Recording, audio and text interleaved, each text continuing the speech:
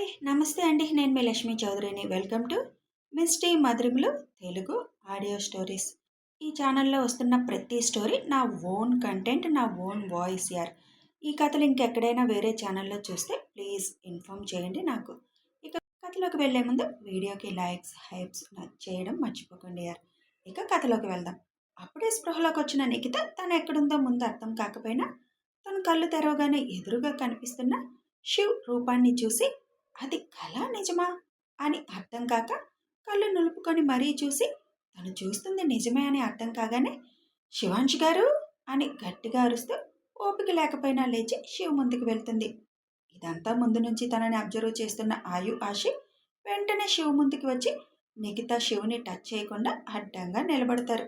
శివ్ వెనక్కి జరుగుతాడు. అప్పటికే పిల్లలు అడ్డొచ్చి తనని చేతులతో వెనక్కి కొద్దిగా నెట్టేసరికి హే, పక్కకు తప్పుకోండి, నా హీరో గారు నా ఎదురుగా ఉన్నారు, అర్జెంటుగా ఇది కలో నిజమో ఆయన్ని పట్టుకొని తెలుసుకోవాలి అని పిల్లలతో కోపంగా అంటుంది నిఖిత. హే చుప్, ఇప్పుడే కదా మత్తుల నుంచి బయటపడ్డావు, అందుకే మేము ఆలోచిస్తున్నాం. సైలెంట్గా వెళ్ళి అక్కడ కూర్చో. నీ హీరో కాదు, మా నాన్న, మా హీరో. ఆయన్ని టచ్ చేయాలని అస్సలు ఆలోచించుకో. ముందు అసలు నువ్వు ఎక్కడున్నావు, ఇప్పుడు ఏ పరిస్థితుల్లో ఉన్నావు అది చూసుకో, లేకపోతే షేవ్ చేసిన మేమే తీసుకెళ్ళి మళ్ళీ వాళ్ళ దగ్గరే పడేస్తాం అని వేలు చూపిస్తూ అంటుంది ఆశి. అప్పటికే శివ్ అక్కడి నుంచి పవర్ సప్లై ఉన్న రూమ్ వైపు వెళ్ళిపోతాడు. నిఖిత శివ్ వెళ్తున్న వైపే కళ్ళు తిప్పి, అంటే నన్ను సేవ్ చేయడానికి డైరెక్ట్గా నా హీరోనే వచ్చాడా, ఇది అసలు కళా నిజమా అని నిఖిత అంటుండగానే నిఖిత నడుం మీద గట్టిగా గిల్లుతుంది ఆశి. అబ్బా అంటూ నడుం మీద చేయి వేసుకొని, ఏ పాప, ఎందుకలా గిల్లావు నన్ను అని ఏడుపు మొహం పెట్టుకొని అడుగుతుంది. ఇది కల కాదు, నీ చమ్మే. నిన్ను మేము షేవ్ చేశామని గుర్తు చేయడానికి గిల్లాను. ఇక్కడ మేము కూడా ఉన్నాం, కనిపించలేదా? మా నాన్న మీద చూపు పడింది నీకు. అప్పటికే ఆయు శివ్ దగ్గరికి వెళ్ళిపోవడంతో, నేను మా బుచ్చమ్మ అంటే మా నాన్న శివాంష్ గారి వైఫ్. ఇప్పుడు వెళ్ళాడు కదా మా నాన్న వెనక, తను మా అన్న. మేము నలుగురం, మాతో పాటు ఇంకో నలుగురు అంకుల్స్ వచ్చి వీళ్ళందరినీ చిటక బాటి నిన్ను షేవ్ చేశాం. అది గుర్తు పెట్టుకొని సైలెంట్గా కాసేపు కూర్చో అని అంటుంది ఆశి. నిఖిత చుట్టూ చూసి, థ్యాంక్స్, ఇక్కడ చచ్చిపోతానేమో అనుకున్నాను, అయినా మీరందరూ ఇక్కడికి ఎందుకు వచ్చారు, ఎలా వచ్చారు, మా నాన్న ఎలా ఉన్నారో ఏంటో అని అంటూ అక్కడే నీరసంతో కూర్చుంటుంది. ఐషు నిఖిత పక్కన కూర్చొని, ఇప్పుడు అవేం ఆలోచించుకో, ప్రస్తుతం మీ నాన్నగారు చాలా బాగున్నారు, ఆయనకు వచ్చిన ప్రమాదం ఏమీ లేదు అని చెబుతుంది.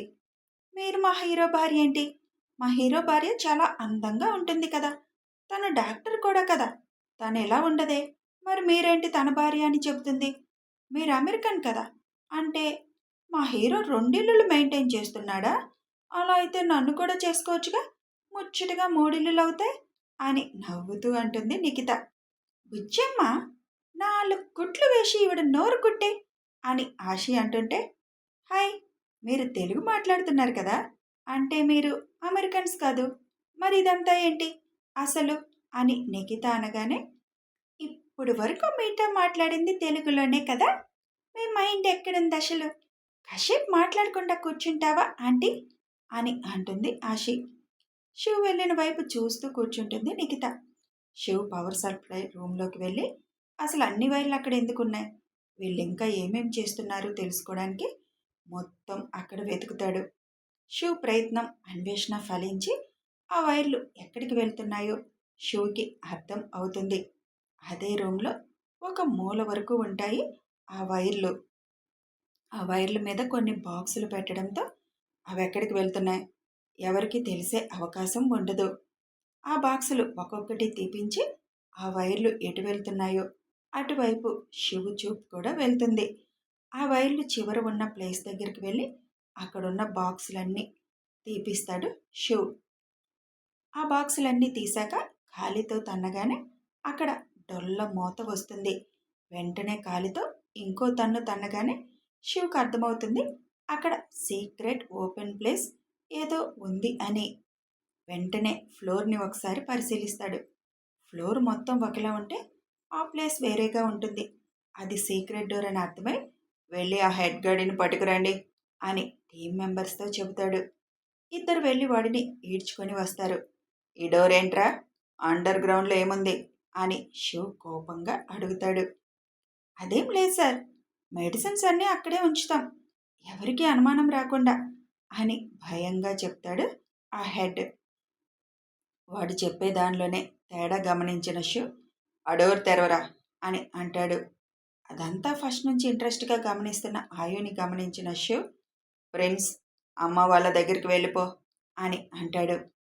నాన్న, నేను కూడా చూస్తాను అంటే, వద్దు నాన్న, ఇప్పటికే నీ వయసుకు మించి చాలా అడ్వెంచర్ చేసేసావు, ఇవన్నీ ఇప్పుడే నీకొద్దు, అయినా లోపలేముందో తెలీదు, గో అంటాడు శివ్. తండ్రి మాట తూచే తప్పకుండా ఓకే నాన్న, నేను వెళ్తున్నాను అని అక్కడి నుంచి ఐషు వాళ్ళ దగ్గరికి వచ్చేస్తాడు ఆయు. మీ నాన్న వస్తున్నారా అని ఐషు అడగగానే, టైం పట్టొచ్చమ్మా, మనం వెళ్ళిన పవర్ సప్లై రూమ్లో కిందకి ఒక సీక్రెట్ డోర్ ఉంది తెలుసా, దాంట్లోకి వెళ్తున్నారు నాన్న వాళ్ళు, నన్ను వద్దన్నారు అని అంటాడు ఆయు. అందులో ఏం పెట్టారో ఈ ఎదవలు, ఇంకా ఎంతసేపు ఇక్కడ ఉండాలో విసుగొస్తుంది అంటుంది ఐషు. వీళ్ళు చాలా పెద్ద క్రిమినల్స్, వీళ్ళందరినీ నా హీరో ఒక్కడే ఇలా పడుకోబెట్టేశాడా, ఆ కెపాసిటీ ఉందిలే నా హీరోకి అని ఎక్సైట్ అవుతూ అంటుంది నిఖిత. ఇదిగో కంగారు ఆంటీ, మీకు చెప్తున్నాను, ఇంకోసారి మళ్ళీ మా నాన్నని మీరు నా హీరో అన్నారు అంటే మాత్రం మిమ్మల్ని అండర్ గ్రౌండ్లో వదిలేసి వెళ్ళిపోతాం, ముందే చెప్తున్నాను, ఇదే ఫైనల్ వార్నింగ్. శివాంశ్ గారు మా నాన్న పేరు, అలాగే పిలవండి, అర్థమవుతుందా అని కోపంగా అంటుంది ఆశి. నా పేరు నిఖిత, ఈ కంగారు ఏంటి అని అంటుంది నిఖిత. మాకు తెలుసులేండి, మీది ఆస్ట్రేలియా అని కూడా తెలుసు, అందుకే కంగారు అని పేరు పెట్టాం, ఎందుకో మీకు అర్థమయ్యే ఉంటుంది కదా, మీలాగే అక్కడ ఒక ఫేక్ పాప ఉంది కదా, ముందు మాకు తను ఫేక్ అని తెలియదుగా, తనకు కూడా మేము అదే పేరు పెట్టాం, కానీ ఇప్పుడు ఒరిజినల్ మీరే కాబట్టి మీకు మేము అదే పేరు పెడతాం, కంగారు ఆంటీ అని అంటుంది ఆశి.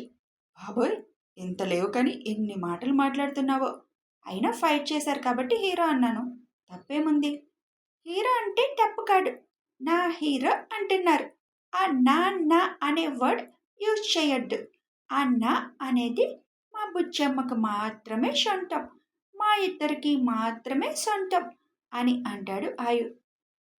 మీ పిల్లలేంటండి బాబు, ఇంత వైలెంట్గా బిహేవ్ చేస్తున్నారు, వాళ్ళ నాన్నని ఎవరు ముట్టుకోకూడదు చూడకూడదు అని అంటారేంటి అని ఆయుషుతో అంటుంది నిఖిత.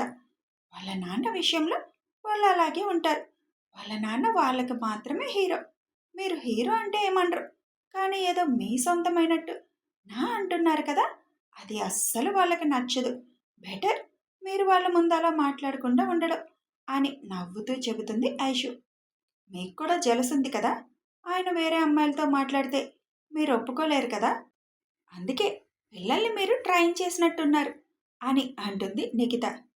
నాకంత జలస్ అవసరం లేదులే అమ్మా, నేను జలస్ ఫీల్ అయ్యేలాగా మా ఆయన అస్సలు ప్రవర్తించరు, ఎప్పుడన్నా అలా ప్రవర్తిస్తారేమోనని నేను ఎదురు చూస్తున్నాను అని అంటుంది ఐషు. అంటే అని అడుగుతుంది నిఖిత. నువ్వు చాలా నీరసంగా ఉన్నావు కానీ రేపటి నుంచి మాట్లాడుకుందాం, ఇప్పటికి నువ్వు రెస్ట్ తీసుకో, కళ్ళు మూసుకో, ఇంకాసేపు నువ్వు ఇలాగే మాట్లాడితే హాస్పిటల్ బెడ్ ఎక్కాల్సి వస్తుంది నువ్వు అని అంటుంది ఐషు.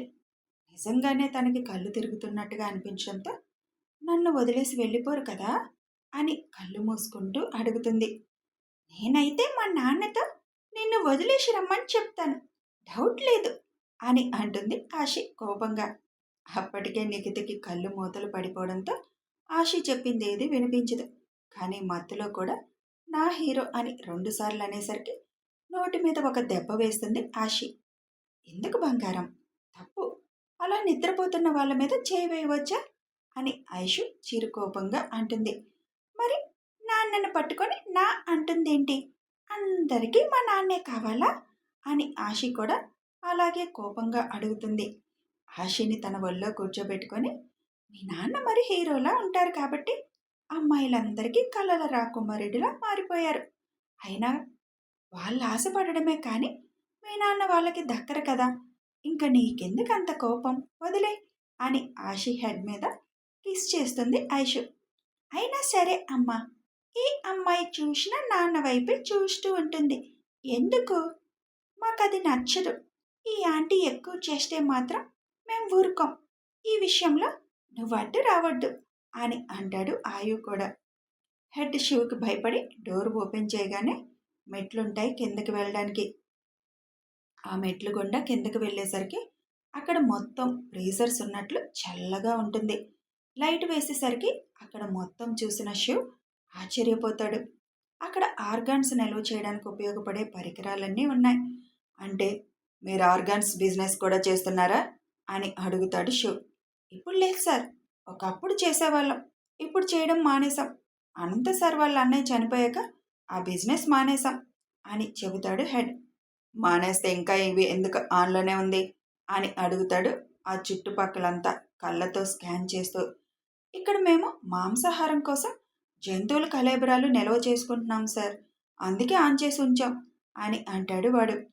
ఇంత పెద్ద సిటీలో నడిబొడ్డులో ఇలాంటి బిల్డింగ్లో ఇంత బిజినెస్ జరుగుతున్నా మీ వరకు ఎవరు రాలేదంటే ఆ మనిషి ఎంత పగడ్బందీగా చేస్తున్నాడు అర్థమైంది. నిజం చెప్పు, ఇవి ఇలా ఆన్లో ఉంచారు అంటే తొందరలోనే ఆర్గాన్స్ బిజినెస్ కూడా మళ్ళీ స్టార్ట్ చేయాలని ప్లాన్ చేస్తున్నారు కదూ, అందుకే టెస్ట్ చేయడానికి ఇలా ఆన్ చేసి ఉంచారు కదూ అని వాడిని ఒక్కటేసి అడుగుతాడు శివ్.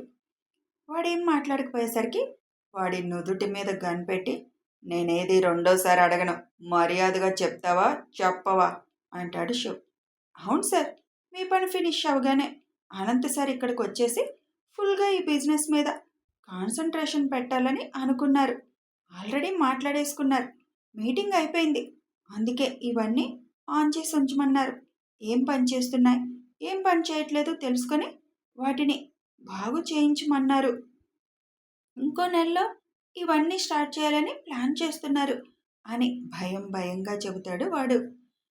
సార్, మనం ఒకదానికొస్తే చాలానే బయటపడ్డాయి అని అంటారు టీం మెంబర్స్.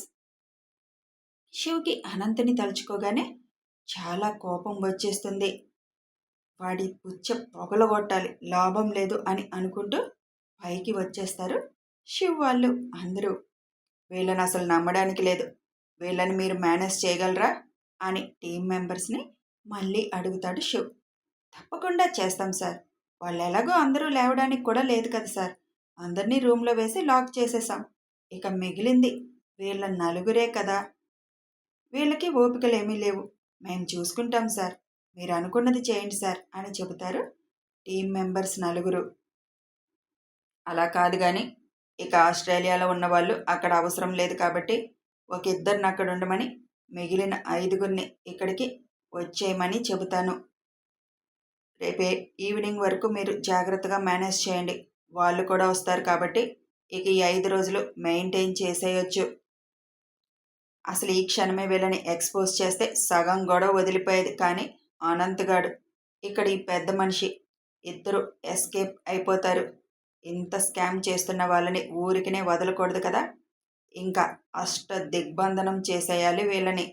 ఈ ఒరిజినల్ లిఖిత వాళ్ళ ఇంటికి చేరడం, ఆ డూప్లికేట్ మన చేతికి రావడం, ఈ బిజినెస్లన్నీ మీడియా ముందు బయటికి రావడం మొత్తం ఆ అనంతగాడికి తెలిసేసరికి వాడు నా ముందు ఉండాలి అని అంటూ వీళ్ళని కూడా తీసుకువెళ్ళి ఆ రూమ్లో పడేయండి అని చెప్పి వెంటనే చీఫ్కి ఫోన్ చేసి ఆస్ట్రేలియాలో ఉన్న వాళ్ళని ఇక్కడికి పంపించమని చెప్పి విషయం అంతా వివరించి చెప్పి, మనం తర్వాత చేయవలసింది చాలా ఉంది సార్. ఇక్కడ ప్యారిస్ నేషనల్ సెక్యూరిటీతో మాట్లాడాలి, అక్కడ అమెరికా నేషనల్ సెక్యూరిటీతో కూడా మాట్లాడాలి, అదంతా మీరు చూసుకోండి సార్, నా డ్యూటీ అయిపోయింది అని అంటాడు శివ్. ఓకే శివ్, అదంతా నేను చూసుకుంటాను అని చీఫ్ అనగానే ఫోన్ కట్ చేసి బయటకు వచ్చి, పదండి వెళ్దాం అని ఐషు వాళ్ళతో అంటాడు. ఈ అమ్మాయి పడుకుంది కన్నా, ఎవరైనా కారులో పడుకోబెట్టాల్సిందే అని అంటుంది ఐషు. వెంటనే టీం మెంబర్స్లో ఒక అతను వచ్చి తనను తీసుకువెళ్ళి కారులో పడుకోబెడతారు. ఇక్కడంటే అంకుల్ పడుకోబెట్టారు, అక్కడెవరు తీసుకొస్తారు లోపలికి మరి అని ఆశి క్వశ్చన్ రైస్ చేస్తుంది. కథ కొనసాగుతుంది. అక్కడెక్కడ వాళ్ళ నాన్న ఎత్తుకొని తీసుకొస్తాడోనని మన బుల్లి రాక్షసి భయం. మరి ఏం జరగబోతుంది తెలియాలి అంటే కథని ఫాలో అయిపోండి. వీడియో నచ్చితే ఒక లైక్ చేయండి, షేర్ చేయండి, కామెంట్స్ రూపంలో మీ అభిప్రాయం తెలపండి, సబ్స్క్రైబ్ చేసుకొని ఛానల్ సపోర్ట్ చేయండి. Thanks for watching.